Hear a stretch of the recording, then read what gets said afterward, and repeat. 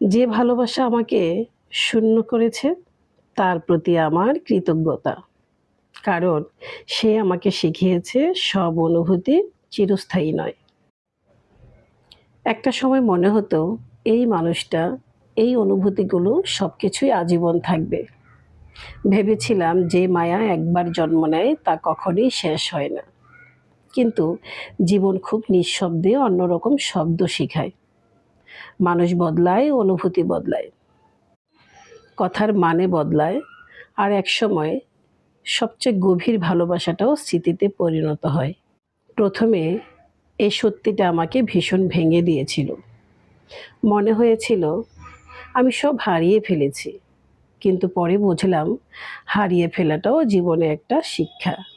যে ভালোবাসা আমাকে ভেতর থেকে শূন্য করে দিয়েছে, সেই ভালোবাসাই আমাকে নিজের ভেতরটা চিনতে শিখিয়েছে। সে শিখিয়েছে সবাই থাকে না, সব প্রতিশ্রুতি সত্যি হয় না, আর সব সম্পর্ক শেষ পর্যন্ত টিকে থাকে না।